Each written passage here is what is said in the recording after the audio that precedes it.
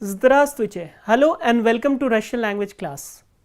Before starting the new topics, let us have a quick recap of the topics that we had learnt in the last lesson. If you remember, we had discussed about the possessive pronouns in the genitive case, how possessive pronouns decline in the genitive case. I have written a question here. Чей-это рюкзак? Чей-это рюкзак? Рюкзак is rucksack. How you answer this question? How do you answer this question? Это рюкзак моего друга. Это рюкзак моего друга. Here, as you can see, druga is in the genitive case and the possessive pronoun moi has also changed its form in the genitive case. So, moi has become моего. Similarly, if we change the gender of the noun, for example, сестры, это рюкзак сестры, and if you add a possessive pronoun моя, моя will also change its form. It will decline in the genitive case as per the gender of the noun with which it has been used. So, моя changes to моей and мой моего. Similarly, наш нашего, ваш вашего in masculine and ваша вашей, наша нашей in feminine gender. We had also discussed about the Russian names. So, how many components are there in the Russian name? So, I have written a typical Russian name here, Alexandr Alexandrovich Andreev. We have already discussed that a Russian name consists of three components. The first one is imya, which is the first name or given name. The second one, which is here Alexandrovich, it is a middle name or patronymic. So, it comes or it is derived from your father's name, and then comes familia. Familia is surname. So, Alexandr is the first name or given name, Alexandrovich is a patronymic, and Andreev is the surname. We have also discussed that how do we form the patronymic and the surname from the first name. For example, I have taken a first name Vladimir. So, how do you form the middle name or the patronymic from Vladimir?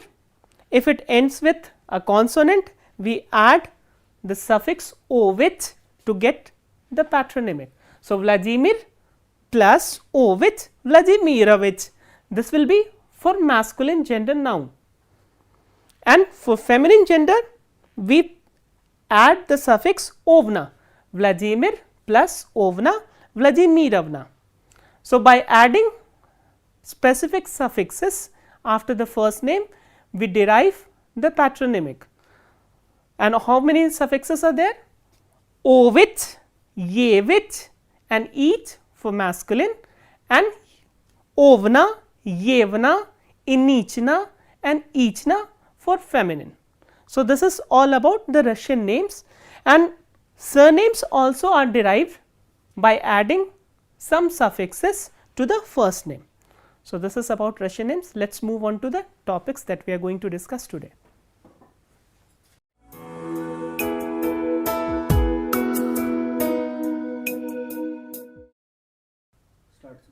We have already seen the declension of nouns and pronouns in singular in the genitive case. Now, we will look at the adjectives. How do they change their forms in the genitive case when they are used with singular nouns? I have written a couple of questions here and then their answers in affirmative where we use the nominative case, and in the negative where we use the genitive case. So, we will look at both the changes. So, how do a nominative case form changes to the genitive case form? So, let us look at the first question, first interrogative sentence. У вас есть новый учебник? У вас есть новый учебник? Do you have new textbook? Учебник, textbook.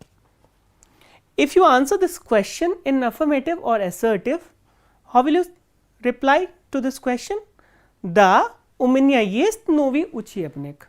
Да, у меня есть новый учебник. Yes, I have the new textbook. but if you answer this question in negative, and we have already discussed that while replying a question in negative we use the genitive case. The genitive case denotes negation. Niet uminia niet novava uchebnika. Here as you can see, uchebnik, which is in the nominative case, becomes uchebnika in the genitive case, singular, and novi, which is a masculine form, becomes novava. So, we are only talking about masculine nouns here.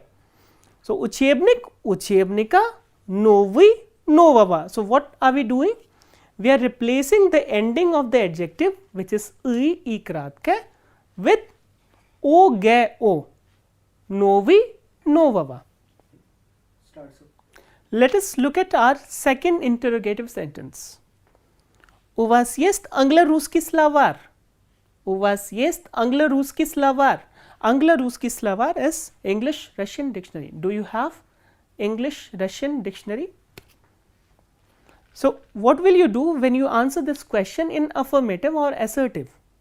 Да, у меня есть англо-русский словарь. Да, у меня есть англо-русский словарь. Yes, I have the English Russian dictionary. So, here Anglo-Ruski is in the nominative case. So, now let us try to answer this question in negative. Нет, у меня нет англо-русского словаря. So, here as you can see, slavar, which is again a masculine noun, has changed its form to slavarya. So, slavarya is the genitive case form of slavar, and anglo-ruski has become anglo-ruskava. Here again, as you can see, what we have done, we have replaced the ending of this adjective, which is e and e kratke, with o, ge, o, similar to the first sentence. У меня нет англо-русского словаря. So, wherever you find this ending, and if the stem ends with k, ge, khe, then we use o, ge, o at the end to get its genitive case form. So, let us move on to our third sentence, third interrogative sentence. У вас есть синий карандаш? У вас есть синий карандаш? Sini karandash, sini as you already know is blue, karandash is pencil. So, do you have a blue pencil? Da, у меня есть синий карандаш. If you answer this question in affirmative, we will use синий карандаш, which is the nominative case form. So, let us try to answer this question in negative. Нет, у меня нет синего карандаша. Sinava karandasha. So, here karandash in genitive has become karandasha and sini has become sineva. So, here as you can see, e and e kratke has been replaced with ye, ge, o, unlike the previous sentences where we have added o, ge, o, and here also o, ge, o. So, whenever you have a soft ending adjective, we replace the ending with ye, ge, o. So, with the masculine adjectives, there are two changes that we do. We replace the ending with o, ge, o, like we have done in these two sentences, and ye, ge, o if the adjective is the soft ending adjective. So, now we will discuss about the feminine adjectives in singular.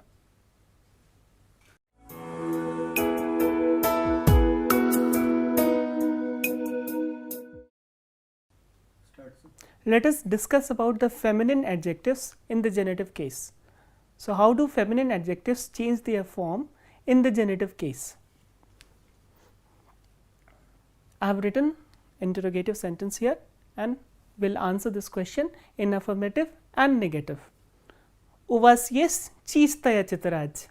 У вас есть чистая тетрадь? Чистый is clean. Тетрадь, you already know, notebook. Do you have a clean notebook? Да, у меня есть чистая тетрадь. Yes, I have a clean notebook. This was when we use чистая тетрадь, which is the nominative case. So, let us answer this question in negative. Нет, у меня нет чистой тетради. So here as you can see, chistaya has become chistai. So aya has been replaced with oi. So whenever you come across an adjective with aya ending, it will change to o and e kratke in the genitive case. Niyat chistai chitraji. I do not have a clean notebook. Next interrogative sentence. У вас есть сегодняшняя газета? У вас есть сегодняшняя газета? Сегодняшняя has been derived from the word сегодня. What is сегодня? Сегодня is today. So do you have the today's newspaper? Да, у меня есть сегодняшняя газета. Yes, I have the today's newspaper. So here as you can see, I have used the nominative case because this is the affirmative sentence. Нет, у меня нет сегодняшней газеты. Нет, у меня нет сегодняшней газеты. So here, yaya ending has been replaced with ye and e kratke. So this is what we do when we have yaya, which is a soft ending adjective. So if the adjective is soft ending, what do? We replace the ending with ye and e kratke, and if the adjective has aya ending, we replace the ending with oi in the feminine gender nouns. У меня нет сегодняшней газеты. I do not have the today's newspaper. So this is about the feminine adjectives in the genitive case. Now we will look at the neuter gender adjectives in the genitive case.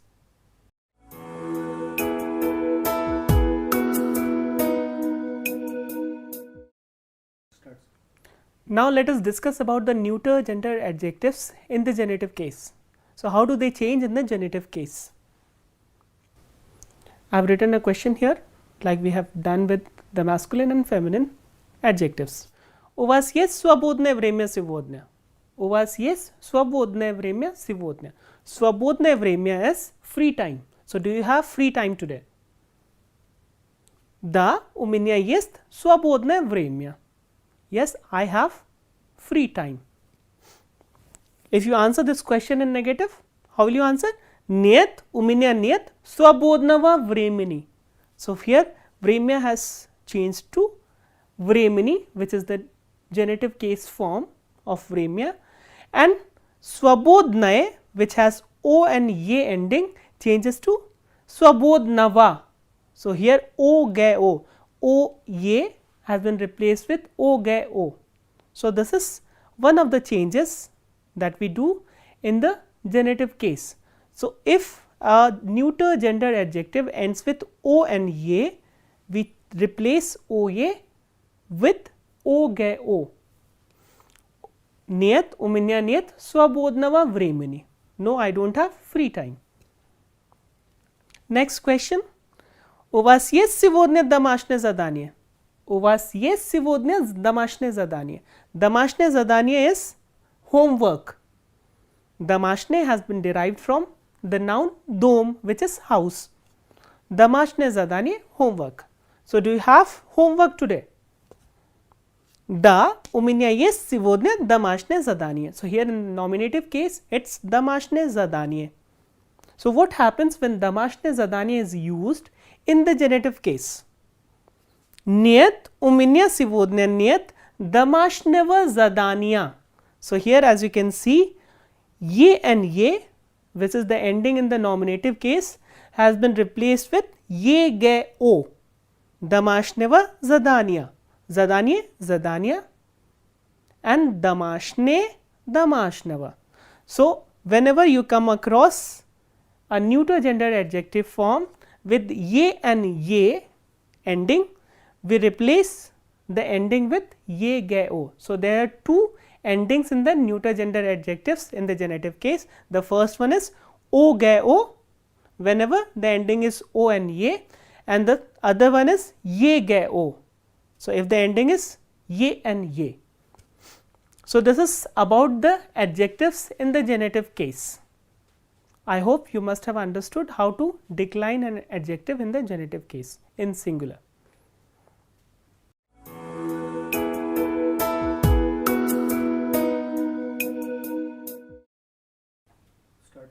The next topic we have is prepositions used with the genitive case of nouns. So, there are certain prepositions which are used with the genitive case of nouns with several meanings. So, some of the meanings we will discuss now. So, there are certain prepositions which are used to denote location of a noun and they are used with the genitive case of nouns. For example, so what is the interrogative word with which we ask about the location of a noun? It is gdzie. Gdzie is where. Gdzie we believe chira. Gdzie we believe chira. Where were you yesterday? So, how do we answer? We have to answer denoting the location of the noun. Вчера мы были у друга. Вчера мы были у друга. So, here у друга denotes at a friend's place. So, yesterday we were at a friend's place. So, as you can see, u here denotes the location of a noun. So, location мы были у друга, we were at a friend's place, and the noun after this preposition is used in the genitive case. So, drug becomes druga, u druga. Next preposition which is used to denote location in the genitive cases, возле. Возле means by or nearby or near. Где стоит его дом? Где стоит его дом? Where his house is located. Его дом стоит возле реки. Его дом стоит возле реки. His house is located by the river. So, here возле denotes by the river or near the river or nearby the river. Here one more thing is that возле and u are synonymous in certain cases. For example, here you could have used u also. Его дом стоит у реки, by the river. The next preposition is около. Около also means near or nearby. For example, где сидит Ramesh? Где сидит Ramesh? Where is Ramesh sitting? Ramesh сидит около Риты. Ramesh сидит около Риты. Около Риты is near Rita. So, Ramesh is sitting near Rita. So, here okala means near or nearby. The next preposition which is used to denote location of a noun in the genitive cases, вокруг. Вокруг is around. For example, где сидят студенты? Где сидят студенты? Where are the students sitting? Студенты сидят вокруг стола. Студенты сидят вокруг стола. The students are sitting around the table. So, we have discussed how many prepositions? U, возле, около and вокруг. There are a couple of more prepositions also which denote location, but about them we will discuss later on. So, U means at someone's place, возле is near, nearby or by, около is also near or nearby and вокруг is around. So, this is one of the meanings with which the prepositions are used with the noun in the genitive case.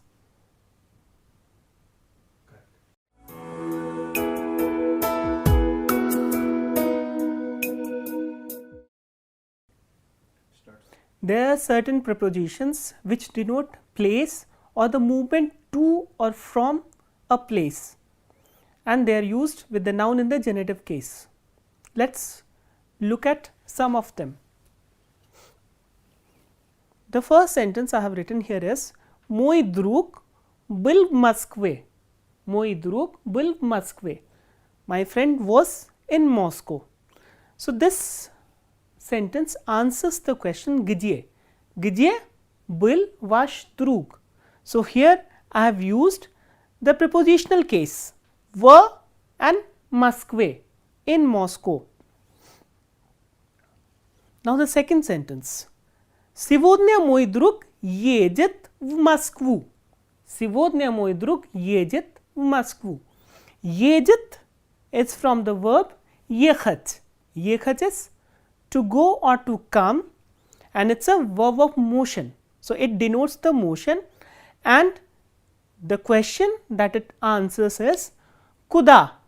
Kuda is where to, and we have already discussed wherever we have the question or interrogative word kuda, we use where, prepositions where or na, and the noun in the accusative case.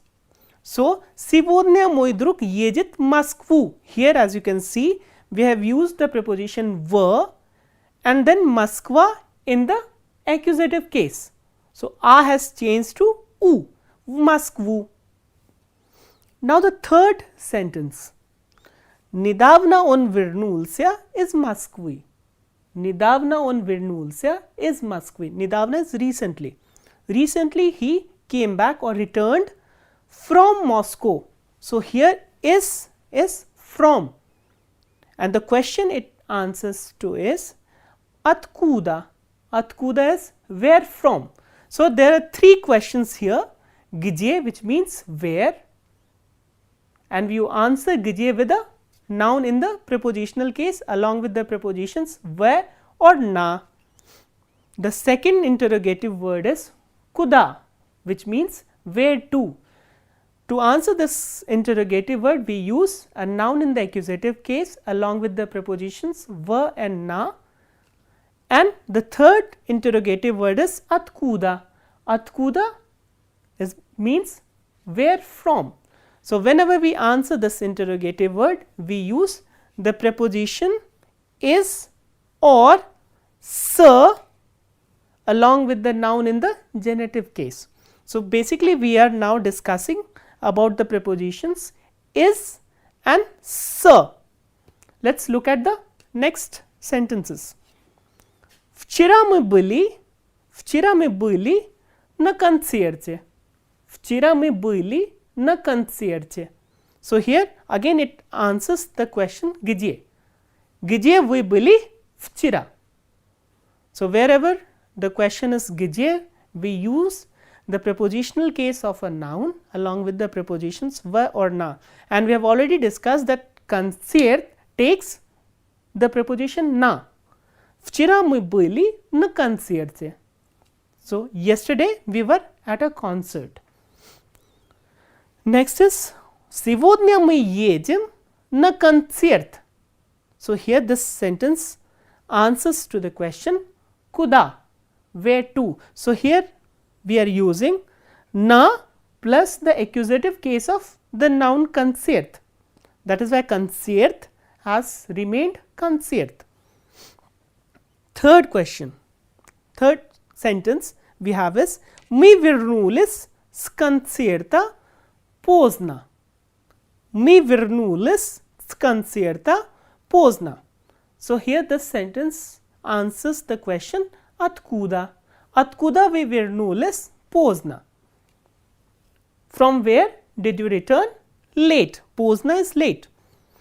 So, as you can see, wherever we are using na in the prepositional case, this sir is used when we answer откуда.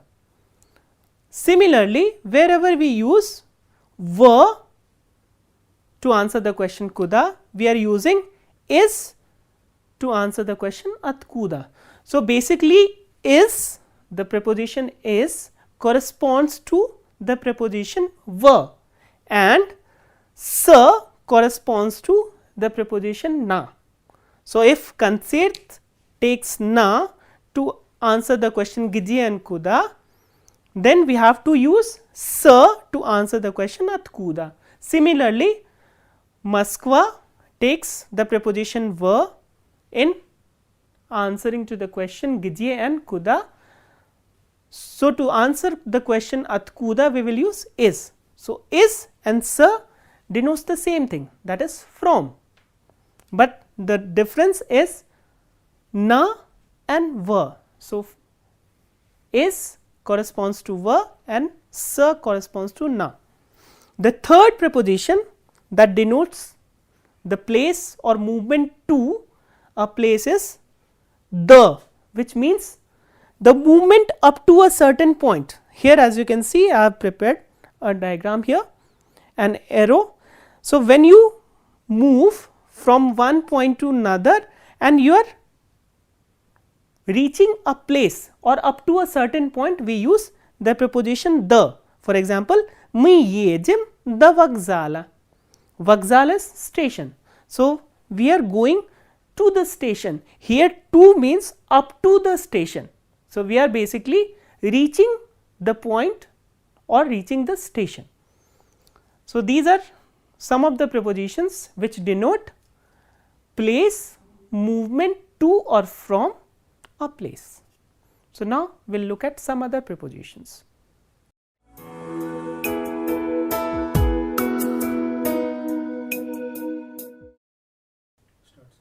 Some prepositions along with the nouns in the genitive case denote time. For example, the preposition the, which means before or until, and posle, posle means after. So, these are antonyms to each other. So, the is antonym to posle. For example, on часто занимается до лекций. Он часто занимается до лекций. Часто is often, заниматься to study, the лекции before the lecture. So, he often studies before the lectures. So, here as you can see, the along with the genitive case of the noun lekция is used with the meaning time. So, it represents the time with the noun. The next is они встретились после занятий. Они встретились после занятий. So, they met after the classes. So, here as you can see, после also denotes the time. So, these two prepositions are some of or few prepositions which denote the time. So, this is all we have for today. What all we have learned today? We have learned about the adjectives, singular adjectives in the genitive case. We also learned the prepositions which are used with the genitive case of nouns and various meanings that they convey. So, this is all we are going to learn this in this lesson. So, we will meet in the next lesson. Till then, spasiba, до свидания.